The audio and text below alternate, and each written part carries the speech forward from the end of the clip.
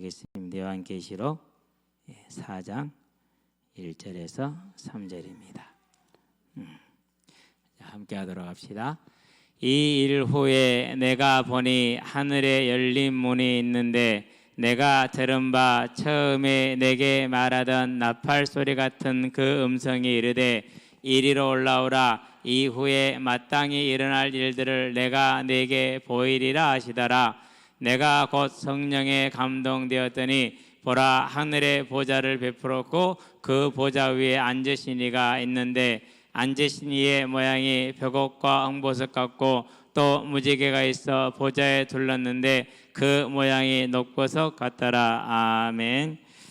자, 오늘 이제 하늘 보좌에 대한 이야기를 시작을 하고, 다른 말로 표현하면 두 번째 환상이 시작이 됩니다. 계시록에서 가장 많은 분량을 차지하는 것이 두 번째 환상이죠. 자, 하늘 보좌입니다.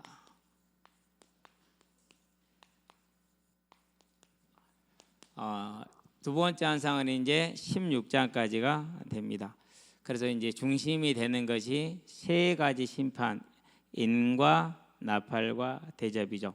그러면 이제 이 심판이 어디로부터 나옵니까? 하나님의 보좌로부터 나오죠.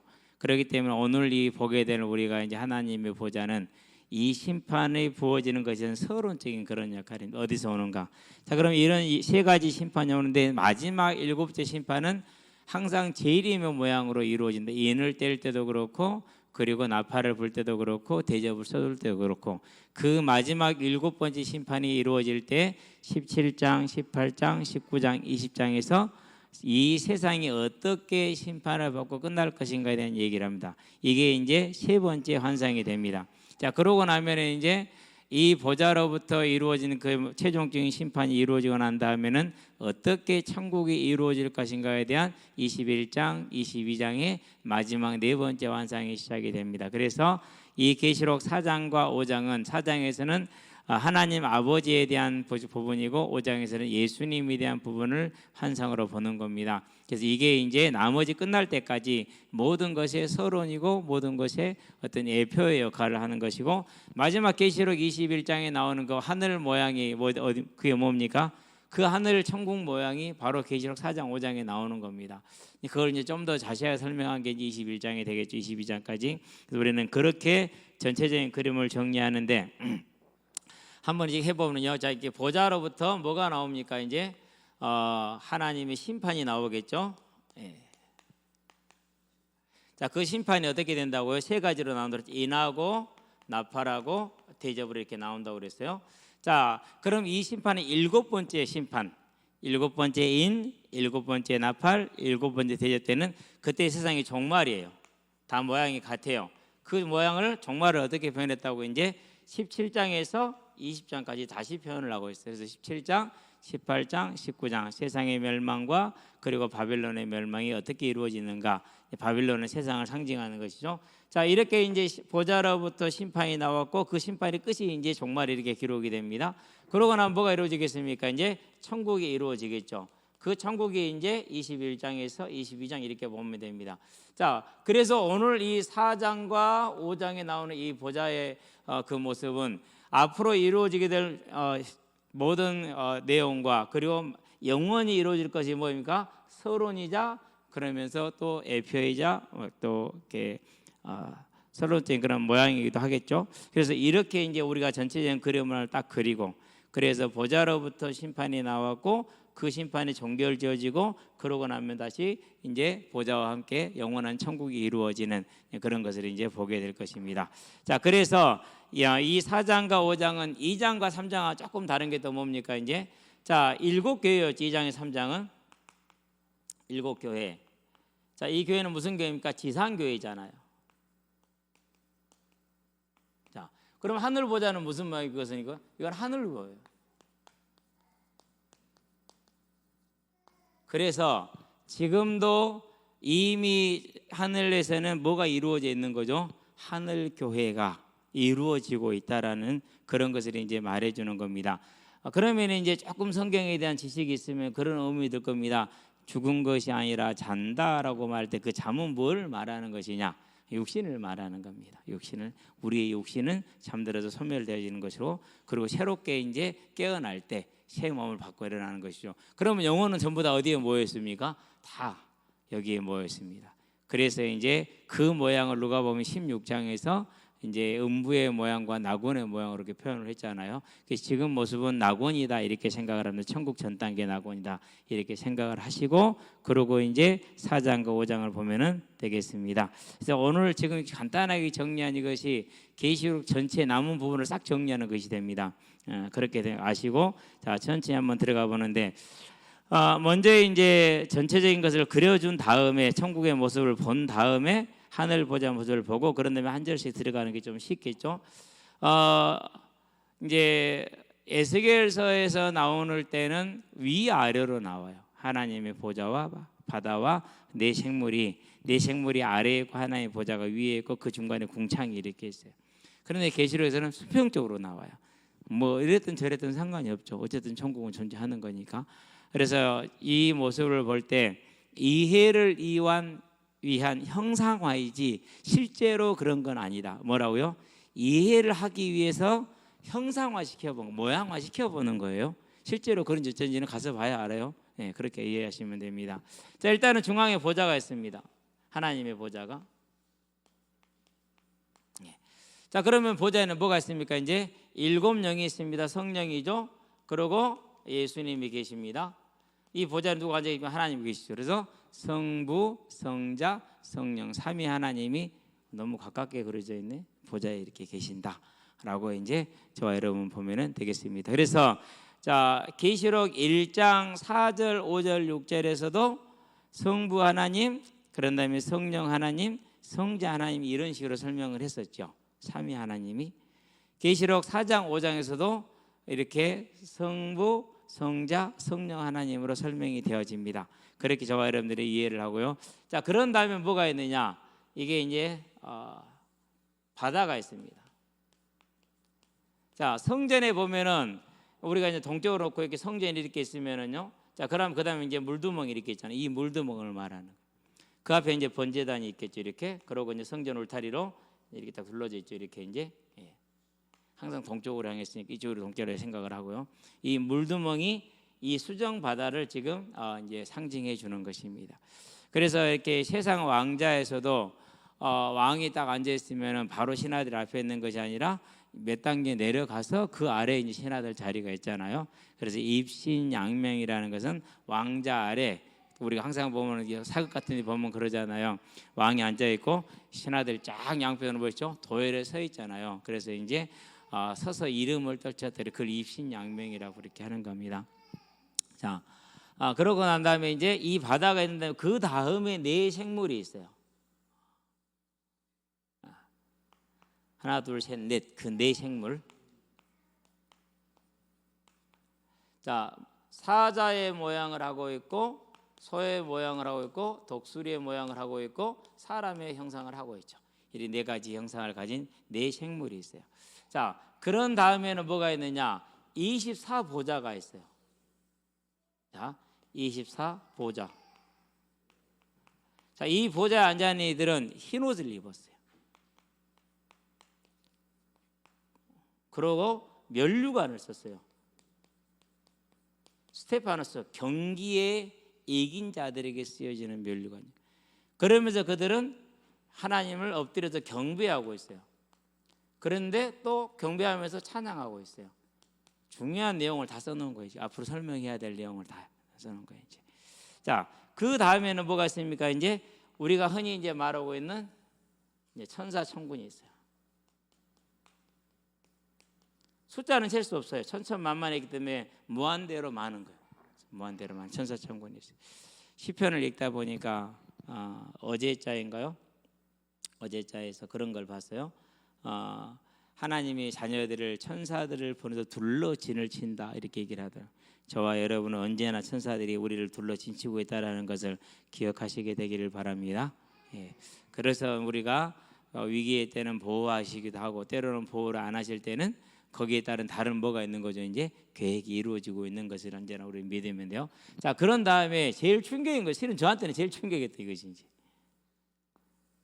만물이 있어요. 창조 이후의 모든 만물들이. 그럼 얼마나 넓죠 도대체? 상상이 안 되죠. 그렇죠. 상상 자체가 안 돼요. 우리가 다스릴 대상들,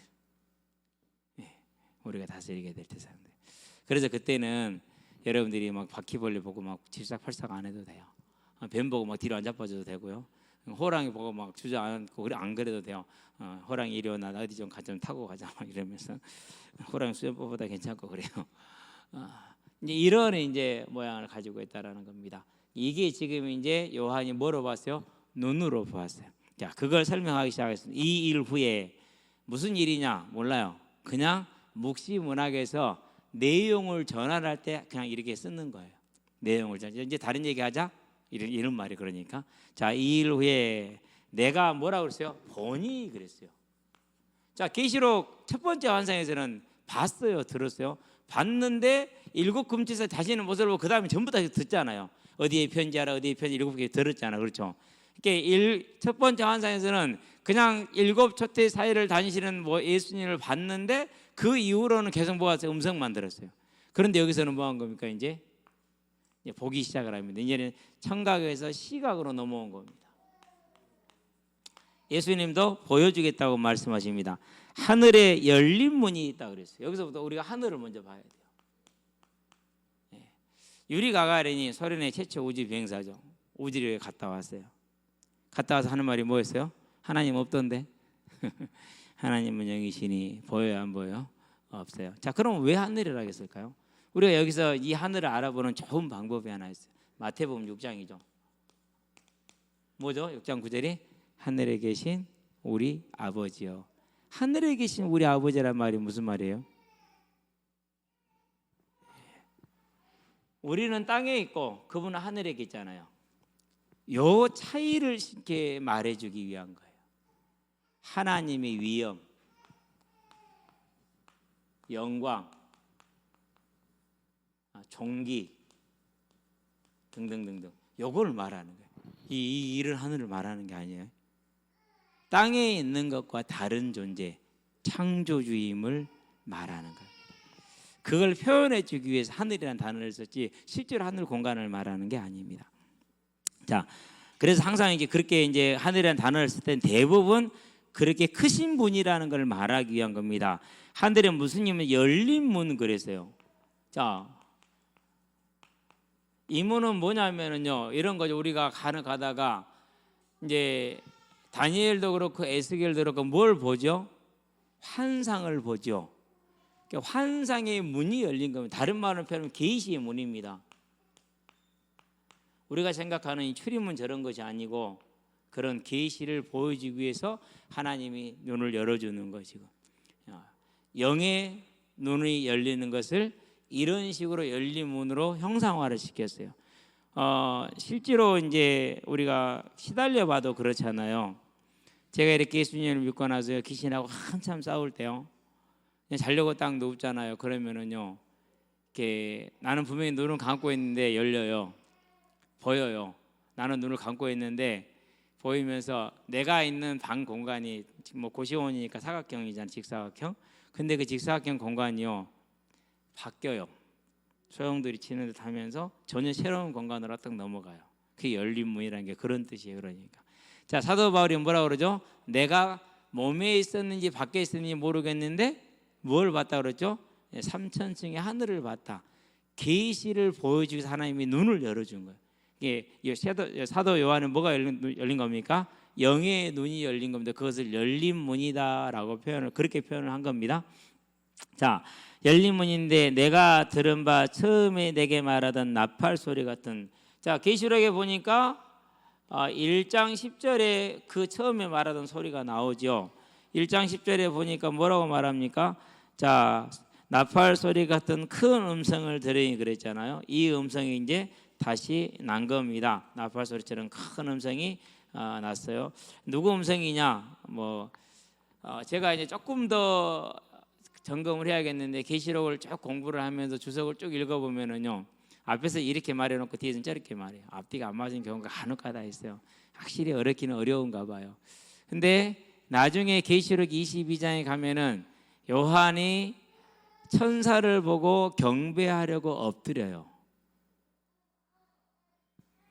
그래서 하나님이 천사를 계시록 1장 1절에 보냈잖아요. 그 천사에게 하나님의 큰 권위를 주셨어요. 이제 제가 조용히 한번 생각을 해본 게 그거예요. 그래서 그 천사가 예수님의 말을 대언을 하는 거죠. 요한에게 말해주는 거죠. 그래서 이제 요한은 그걸 듣고 나서 그게 하나님인 줄 알고 경배하려고 그랬단 말이에요. 그래서 주석은 그리스도라고 지칭을 해요. 물론 그리스도의 말이 전달된 게 그리스도가 맞다고 봐야 되는데 계시록 22장에 나와 있는 그 모습을 통해서 봤을 때는 천사의 가능성도 배제는 할 수 없겠다. 근데 그렇게 중요한 것은 아니다. 이건 중요한 거 아니에요. 그냥 큰 음성이 들렸어요. 그런데 언제나 하나님 음성은 많은 물소리, 큰 소리로. 자, 그러면 그건 뭘 말하는 겁니까? 큰 소리잖아요. 이것은 위험을 뜻합니다. 헤롯 왕이 왜 죽었습니까? 사도행전에 보니까 13장에서 헤롯 왕이 죽은 이유가 뭐죠? 소리가 컸어요. 근데 사람이면 소리가 아닐 정도로 컸어요. 누가 들어갔던 소리예요? 그러니까 귀신이 들어간 거예요. 자, 그러니까 사람들이 우와 저건 사람 소리가 아니야 막 놀래고 하려다 막 두려워했어요. 그때 헤롯이 너무 뭐였어요? 그럼 내가 이렇게 위대한 존재지 그랬거든요. 하나님이 어쭈? 그래 그럼 죽어도 그냥 죽는 거잖아요. 뭐로 죽였어요? 벌레 줬어요. 벌레. 벌레 맛도 못한 놈 하면서 벌레를 줘서 벌레가 물으니 죽었어요. 5일 동안 배가 아파서 죽었대. 배가 이렇게 불러 올라가지고 그렇게 죽었다고 그렇게 나와요. 자, 그래서 큰 소리는 뭘 뜻하는? 위험을 뜻합니다. 그리고 권위를 뜻합니다. 자, 위험과 권위는 그럼 왜 나타내는 거죠? 이유가 있을 거 아니에요. 자, 내가 무슨 그걸 가진다 이건 대통령이 이렇게 시켜서 그렇게 얘기를 했어요. 그러면 그건 뭘 말하는 거예요? 확실하다. 그래서 큰 소리는 반드시 되어질 것이라는 그 말씀에 대한 확실성을 뜻하는 겁니다. 자, 그래서 또 다른 표현입니다. 민수기 23장에 보니까 발람의 입을 통해서 말씀을 하시죠. 인자가 아니 시건치 않고 사람이 아니 거짓이 아니 어찌 하신 말씀을 이루지 않겠느냐라고 그 구약에서는 그렇게 표현을 했어요. 이사야서 55장 11절에는 뭐라고 그럽니까? 자, 하늘에서 눈과 비가 내리면 그냥 돌아가지 않고 그것이 농사 짓는 자에게 먹을 걸 주어서 다 이렇게 한 것처럼 내 입에서 나간 말도 내 뜻을 이루기 합당하다 이렇게 얘기를 했죠. 이렇게 표현을 했잖아요. 그런 확실성을 민수기 23장 19절에 말하는 그 확실성, 이사야서 55장 11절에 내 말은 반드시 이루는 그 확실성을 뭐로 표현했어요? 큰 소리로 말한 거예요. 그래서 저 여러분들은요 진짜로 큰 소리다. 물론 큰 소리예요. 근데 이런 의미를 가지고 있다라는 거. 그렇다면 저 여러분들 지금부터 뭘 보는 겁니까? 이제 반드시 지금부터 나온 사실들은 뭐 하는 거다? 실제다 라는 그런 믿음으로 받아들이고 그럴 수 있게 되기를 바랍니다. 자, 큰 소리가 말합니다. 이르되 이리로 올라오라 그랬어요. 오라 그랬어요. 아까 뭐다 비슷합니까? 땅과 하늘 이걸 지금 말해주는 거예요. 땅에 있는 존재를 그 땅에 있는 존재에게 눈을 열어서 하늘에 있는 것을 볼 수 있는 뭘 준 거예요? 예, 특혜를 준 거예요 지금. 자, 누가 올라갔죠? 모세가 올라갔죠. 출애굽기 보니까 19장에 모세가 하나님이 부른 시내산에 올라갔죠. 그래서 어디 안으로 들어갑니까? 구름 속으로 들어갔죠. 구름은 뭘 뜻한다고 그랬어요? 구름은 하나님의 임재를 뜻해요. 임재를. 그러니까 모세가 하나님을 뵈러 간 거예요. 그래서 그 얼굴이 뭐가 났어요? 이제 보고 나니까 광채가 나서 사람들이 못 쳐다봤다고 그러잖아요. 그런 것처럼 땅에 있는 존재를 하늘에 있는 것을 볼 수 있도록 뭐 해준 겁니까? 지금 끌어준 겁니다. 그렇다고 몸탱이가 올라간 건 아니에요. 몸 그대로 그냥 그 자리에 엎드려 있는 거예요. 그렇게 보시면 됩니다. 그래서 올라오라는 이 소리는 이제 육신에 있는 존재를 영의 눈을 열어서 보게 했다. 그래서 그것이 열린 문이다 또는 와서 보라 이렇게 얘기하는 것이라는 것을 저와 여러분은 알고 보면은 이제 요한이 엎드려 있긴 했는데 지금 새로운 차원이 열렸구나라고 이해를 할 수가 있죠. 그렇죠? 그러면서 뭐라고 하니까 마땅히 될 일 그랬어요. 자, 마땅히 될 일은 다른 말로 표현하면 반드시란 뜻입니다. 반드시 될 일을 이제 뭐입니까? 마땅히 될 일을 마땅히 일어날 일들을 반드시 일어날 일들을 너에게 뭐하리라? 보이리라 그랬어요. 아까 말한 것처럼 이제 시각화를 시작하는 거죠. 자, 이 말은 무슨 말입니까? 백문이 불여일견이라 확실하게 보았다. 이것도 확실성을 말합니다. 자, 그러면 여러 군데서 지금 뭘 말하고 있습니까? 하늘도 그렇게 얘기를 했죠. 큰 소리도 그렇죠. 와서 보라는 그 반드시란 말 쓰셨죠. 이렇게 얘기하잖아요. 계속해서 지금 뭘 말하니까 지금부터 네가 보는 것은 반드시 되어질 사실이다. 그러니까 뭐해라? 저와 여러분들에게 믿음으로 받아들여라 라고 말하는 것입니다. 저와 여러분들은 믿음으로 받아들일 수 있게 되길 바랍니다. 자, 그렇게 해서 무엇인가를 보는데 첫 번째 2절입니다. 내가 곧 즉시로, 여기서 보는 즉시로입니다. 예, 성령의 감동이 됩니다.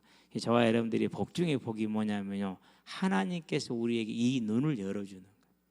저와 여러분들 이 눈이 열리기를 주의 이름으로 축원드립니다. 가장 사모할 게 뭐냐? 우리는 여러 가지 어려움과 문제가 있고요. 우리 젊은 청년들 같으면 내가 앞으로 무엇을 하고 살 것이고 무엇을 먹고 살 것이고 이런 문제들이 있을 것이요. 그래서 지금 이제 우리 배군고 시험 중에 우리 은승이하고 은결이 언제는 지금 시험 중이거든요. 오늘 시험 보고 내일 보고 모레까지 봐야 돼. 내일 모레 이틀 더 남았어요. 그래서 여기 앉아 있죠. 이제 많이 부담되고 마음이 좀 지칠 수도 있고 그래요. 근데 제가 아빠가 말합니다. 걱정하지 마세요. 하나님이 뭐 했다고요? 창세전부터 다 준비하고 계세요. 아무 걱정하지 말고 딱 하나만, 내가 이와 같이 성령에 감동돼야 된다. 그러면 어떻게 됩니까? 그러면은요 도저히 우리가 알 수 없는 걸 지금 보잖아요. 그죠? 이게 다예요. 어떻게 보면은 성령의 감동. 그래서 꾸준히 거기에 대해서 시간을 투자하고 이렇게 대가를 지불을 하죠, 많이. 그래서 지금 어제도 그렇고 오늘도 그렇고 그제도 그렇고 열심히 책상에 앉아가지고 저 하는데요, 많이 했어요, 많이. 지난주는 11, 12, 13, 14장까지 진짜 많이. 이번 주는 15장 한 장 했어요. 내일 메시지 인도 받고 나면은 또 시간 나면 또 하겠죠. 16장 15절밖에 안 되대. 그래서 지금 15장 하고 있나? 15장 하고 14장, 15장 했으니까 16장 15장. 서론 어느 정도 맞춰놨거든요. 33분의 1 맞췄어요. 그럼 서론 정리 마치면 이제 15절 들어가면 내일 모레는 하지 않을까. 특별하게 다른 현장에 사역이 생기지 않는 한은. 그런데 뭐 2시부터 전화하고, 요즘 애들은 영통을 해. 이제 재밌어. 그래갖고 계속해. 지금 뭐 목사님 뭐 자연인이세요? 닭장에 올라가서 있으니까 이제 영통하니까 목사님 뭐 자연인이세요? 이거 봐라, 여기 계란 있지, 여기 닭 있지. 보여주면서 와, 목사님 덕덕해요. 그럼 꽁도 보여줄까? 재미있긴 해요. 어쨌든 간에 그렇게 애들이 재촉을 하니까 마음이 이제 급해져. 그럼 그때 집중이 안 돼. 덮어야 돼 이제. 자, 성령의 감동이 보라. 아까 그때 보이리라 이제 보라 그렇게 얘기를 하는 겁니다. 이제 열어줬다는 것이죠.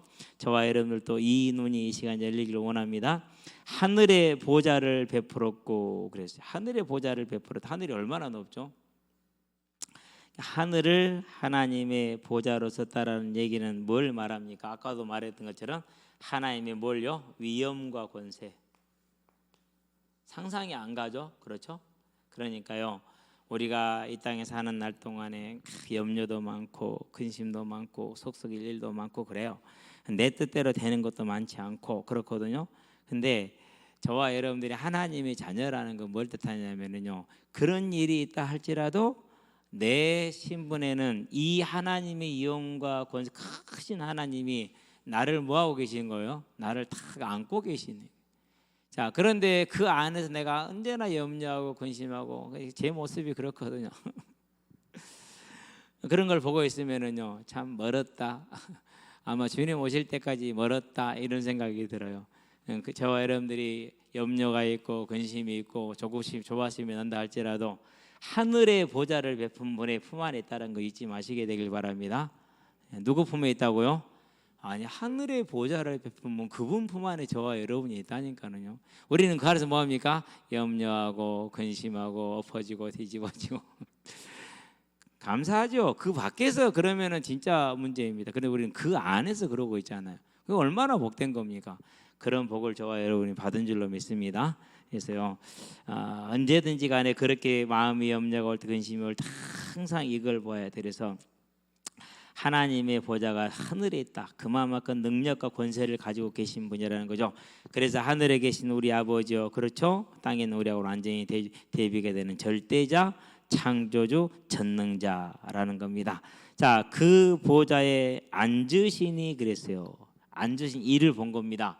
보좌에 앉았습니다. 뭔 뜻입니까? 통치하고 있다라는 겁니다. 근데 이제 참 이게 우리가요, 이 하나님의 통치가 그러면은 분명히 잠언에 보니까 범사의 그를 인정하라 그러면 너희 길을 인도하리라 그랬거든요. 그러면 우리는 우리가 볼 때 좋은 일이든 나쁜 일이든 그분의 뭐가 있습니까? 통치 아래에 있는 거 맞죠? 결정과 주권 속에. 근데 좋은 건 그래. 안 좋은 건 그래, 안 그래요? 안 좋은 건 아닌 것 같아. 이건 그러면 안 되는 거야. 그게 이제 저와 여러분들의 수준이야. 그런데 그 수준도 다 달라. 근데 그 각기 다른 그 모든 수준을 다 품어주는 하나님 진짜 위대하셔. 저는 못하겠더라고요.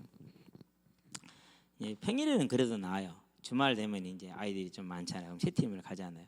그러면 이제 게임을 못 뛰니까 이 서 있는 게 보통 힘든 게 아니에요. 서 있는 거지. 애들이 와요. 지 실컷 다른 거 놀다가 와갖고 목사님 저는요. 뭘? 저 어디 들어가냐고. 좀만 기다려. 좀 이렇게 내가 진짜 눈 깜빡한 사이에 막 싸움이 난다니까요. 왜 반칙인데 안 벌어지냐? 그건 지 생각이지. 내가 볼 때 반칙도 아닌데. 그러니까 세밀하게 보고 있어야 돼. 계속 그래. 아니 좀 기다리라고. 세 번째. 좀만 기다리라니까. 나 지금 집중해야 된다니까. 네 번째. 그럼 다섯 번째는 이제 화나. 집에 가. 그러거든요. 근데 하나님은 그래요, 안 그래요? 안 그러죠. 그래 하늘 보좌를 베풀었다는 말이 우리하고는 차원이 다르다는 얘기예요. 그 하나님이 저와 여러분의 하나님. 이제는 우리는 이 하나님이 지금 뭐하고 계시다고요? 앉아서. 그래서 마태복음 말합니다. 28장이죠. 뭐라 말합니까? 하늘과 땅의 모든 권세를 내게 주셨다 그렇게 얘기를 했어요. 우리를 위해서 죽으신 그 십자가의 그 예수님에게 그 권세가 주어져 있어요. 그러면 저와 여러분들은 더 확실하잖아요. 이렇게 앉아 계신 아버지보다 우리 위해서 죽으신 예수님이 훨씬 더 친근감이 있잖아요. 그렇죠. 그러니까 저와 여러분들이요, 모든 생각과 판단을 함에 있어서 하나님은 보좌에 앉아 계신다, 다스리고 있다. 고백 한번 합시다. 하나님이 그 일에 주관자이시다. 사람 욕하지 맙시다. 사람하고 싸우지 맙시다. 저와 여러분들 이 사실을 언제나 믿으면서 한 가지 질문을 해야 돼요. 하나님 왜 그래요? 그러면 되겠어요? 안 되겠어요? 욥이 그랬어요.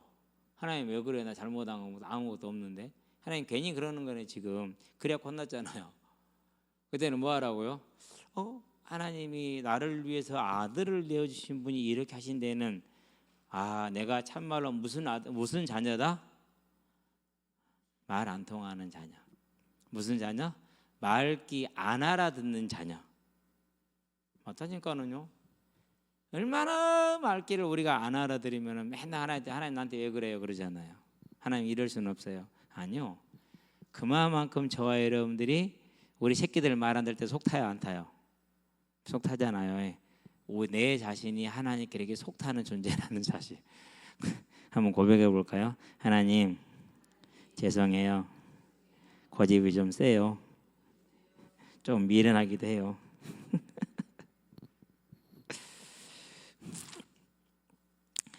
이 보좌에 베풀고 앉아 계신 그분을 우리가 참 보는데도 있잖아요. 아는데도 안 되잖아요. 그렇죠? 얼마만큼 우리가 쉽게 말해서 악질인지 알겠죠? 정말 악질입니다. 근데 이 보좌의 모습이요, 로마 황제의 보좌의 모습하고 지금 이게 지금 비슷해요. 이 모습이. 나중에 뭐 기회가 되면 설명을 하겠는데 굳이 뭐 이제 로마 황제가 있는 자리에요. 계단이 있죠. 그 다음에 24 호위병들이 있어요. 똑같이 24예요. 무슨 뜻인지는 모르겠어요. 그러니까 이게 지금 비슷합니다. 이게 이제. 그러고 24 보좌에 앉은 장로들이 이렇게 면류관을 벗어서 왕께 드리잖아요. 실제로 로마 황제 앞에 정복 국가들이 왕관을 벗어서 그 동상 앞에 이렇게 하는 것이 관례예요. 그런 일들이 실제로 이렇게 있는 것이죠. 그렇지만은 로마 황제가 지상의 황제가 아니라 그 로마 황제를 임명한 하나님이 계시다는 우리는 알고 그 하나님을 앞에서 온전히 신뢰를 갖는 믿음의 사람들이 되시기를 바랍니다. 자, 보좌에 앉으신 하나님이십니다. 우리가 그 하나님을 이제 보고 있다라는 것입니다. 자, 그래서 이제 3절을 가는 거예요. 벌써 2절을 있는데 3절을 봅시다. 벌써 다 왔네. 4절 가려고 그랬는데 4절은 설명이 많아요. 그래서 다음 시간에 편안하게 하게요. 많이 하면 너무 힘들 것 같아서 천천히 조금씩 하게요. 자, 앉으신 이의 모양이 그랬죠. 자, 모양. 이게 이제 이 단어를 모양이라고 표현을 했는데 더 좋은 단어가 있어요. 호라세이라는 그런 이제 환상, 외양이라는 뜻이거든요. 그러니까 이 모양보다는 뭐가 더 나느냐? 보이는 것 이게 나아요. 모양 그러면 하나님 무슨 형상을 가지고 있는 것 같잖아요. 그렇죠? 쉐입 이렇게 모양이 있는 거잖아요. 근데 보이는 것 그러면은 그건 다르거든요. 이게 이제 그래서 모양이라는 것보다 차라리 보이는 것 이렇게 하는 게 더 원어에 가깝고 더 낫다라고 얘기들을 하고 있더라고요. 저도 그렇게 거기에 동의를 해요. 자, 그러면 지금부터 이제 3가지 보석이 나와요. 여러분 아마 아무도 이 보석 가지고 있는 사람이 없을 거예요. 그러니까 아는 사람이 아무도 없는 거예요. 자, 벽옥 찾아봤어요. 색깔이 천차만별이요. 색깔이 천차만별인데 일단은 벽옥을 투명하다라고 얘기를 해요. 그런데 인터넷 찾아보니까 투명한 벽옥은 없어. 그래서 주석가들이 이 보석이 뭘 지칭하는지는 정확하게 알지 못한다라고 말해요. 근데 대부분 일단은 벽옥은 투명하다라고들 인식을 하더라고요. 보석을 안 가지고 있으니까 알 리가 있나? 하여튼 그렇다라는 겁니다. 두 번째 이제 홍옥이에요. 붉은색이죠.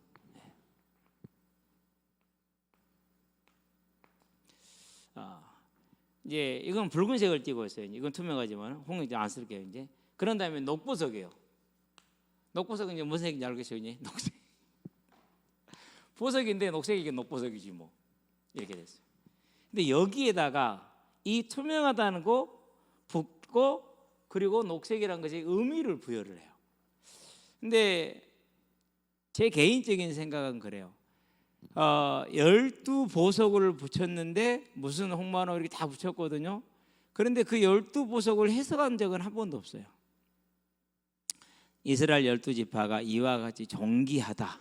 왜? 내가 택하였기 때문에. 그런 존귀하다라는 뜻은 알겠는데 그걸 해석은 안 했어.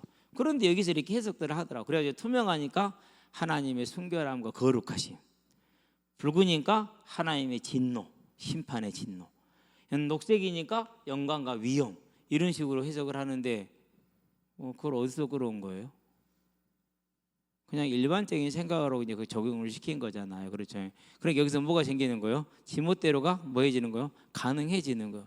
그래서 가능하면은 이 보석을 쓴 것은 하나님의 뭘 말하기 위한 것이냐? 하나님의 위엄과 존귀를 보석에 비유해서 그 아름답고 의미가 있고 위엄이 있는 것을 표현한 것이지 어떤 의미를 가지고 한 것은 아닐 것이다라고 보는 것이 좋은 해석일 것 같아요. 저와 여러분들은 하나님이 저렇게 보석과 같이 영광과 존귀 가운데 계시구나라는 것을 저와 여러분들이 기억을 하면은 참 좋아요. 자, 그래서 이런 이제 자체를 해석하는 것보다 존귀나 위엄이나 영광 등을 표현하기 위해서 보석으로 썼다 이렇게 본다면은요, 이렇게 해석하면은 그 다음에 중요한 해석이 또 풀려요. 뭐가 풀리느냐? 이제 4절에 나오고는 4생물이 나와요. 그런데 그 4생물은 괴물 같아. 일단 첫 번째, 눈이 사방에 있어. 앞뒤로 다 있어. 눈이 가득 차 있다니까는. 날개가 이렇게 펴져있는지 6날개인데 6날개 안과 밖으로 다 눈이 가득 찼어. 눈이 많아. 그럼 날개가 몇 개냐? 날개가 6개요. 어떤 분은 그렇게 얘기를 해요.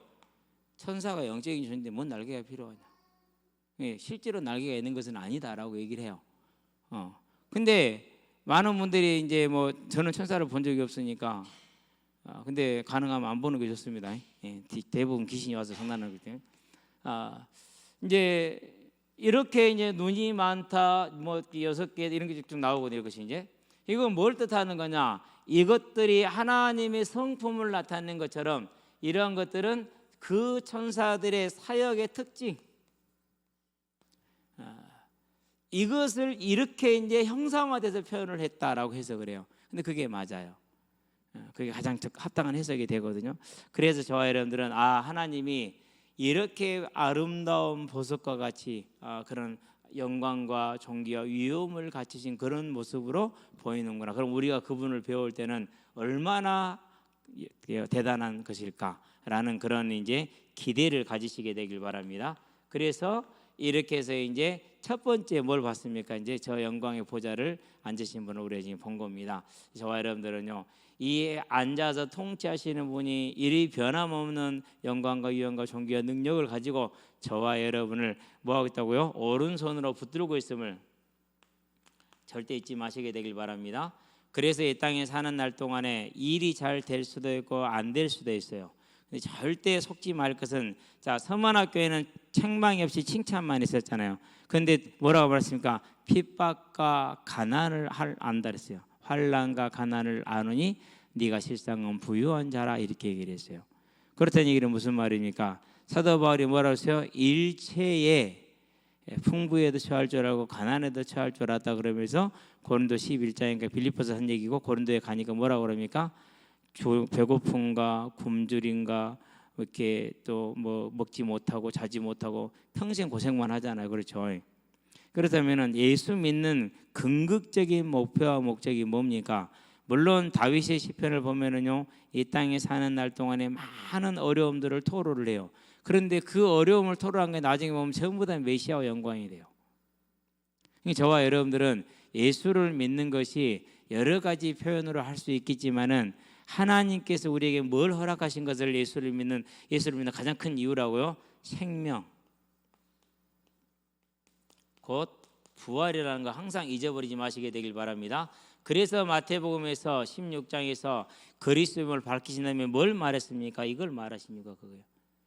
천하를 얻고도 자기 생명을 잃으면 무엇이 유익하냐라고 얘기를 하죠. 그러면 저와 여러분들이 이 땅에 사는 삶으로 끝나느냐? 아니죠. 뭐 하는 삶입니까? 돌아가는 삶이요. 죽었어요. 죽으면 뭐라고 그러죠? 돌아가셨다고 그러잖아요. 돌아간 거예요. 죽음이 끝이 아니야. 영원한 시작이 죽음이야. 그래서 졸업이 참 좋죠. 졸업은 뭐라고? 이 다정을 마쳤지만 다음 단계의 시작인 것처럼 죽음은 인생을 마쳤지만은 영원한 생명의 시작인 것이죠. 그래서 인생의 진짜 주제는 어디에 있다고요? 생명에 있다. 그 생명 어디서 얻었습니까? 무엇을 얻습니까? 부활로 얻는 겁니다. 그게 하나님이 저와 여러분들이 회복하기를 원한 겁니다. 이 생명, 죽지 않고 타락하지 않는 이 영원한 생명을 통해 뭘 이루셨어요? 낙원, 천국을 이루신 것입니다. 즉 잃어버린 낙원을 복원하신 것이 천국입니다. 그게 하나님의 계획입니다. 우리는 이 계획에 부름받았습니다. 그 계획에 부르신 이가 이 벽옥 같고 홍옥 같고 녹보석 같으신, 그리고 앉아서 다스리고 계신 통치하고 계시는 영원하신 그 하나님이 저와 여러분을 이 생명으로 초대했음을 알고 이제는 우리의 마음에는 모든 근심과 걱정과 염려를 다 내려놓고 하나님의 주심을 기뻐하고 즐거워하는 저와 여러분 되기를 바랍니다. 그게 영적인 싸움입니다. 그래서 잠언 4장 23절에 무릇 지킬 만한 것 중에 네 마음을 지키라, 생명의 근원이 이에서 남이니라 하는 이유가 거기에 있다라는 걸 기억하시고, 저와 여러분들은 이 보좌의 하나님, 누구 하나님이라고요? 나의 하나님 고백할 수 있게 되길 바랍니다. 그래서 저도요, 이 하나님을 만나는 데까지, 여기까지 오는 데는요 참 많은 시간이 걸렸어요. 그렇게 믿음의 증거와 체험과 확신을 주셨음에도 불구하고 하나님을 바라보고 하나님은 나하고 함께 계시지 않아요. 저기 우주 바깥에 계셔. 믿음이라는 게 그렇더라고요. 당장에 세워지는 것이 아니고 많은 시간과 환란 속에서 연단을 통해서 한 걸음씩 한 걸음씩 나가는 것 같아요. 저와 여러분들은 이 하나님이 나의 하나님을 마음에 깊이 담고 언제나 그 하나님을 부르는 하나님의 자녀의 삶이 되길 바랍니다. 기도합시다. 살아계신 아버지 하나님, 영광 중에 보좌에 앉으신 하나님이 나의 하나님 되심을 감사를 드립니다.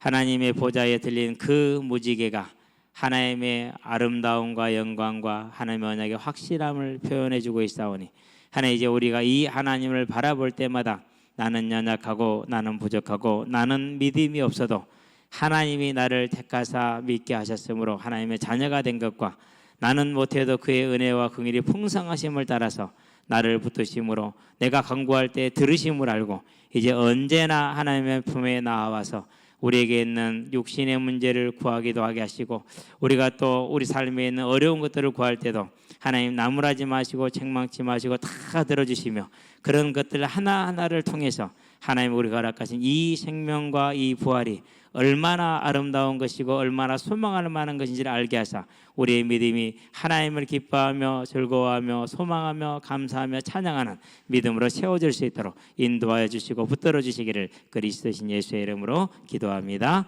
아멘. 자, 찬양.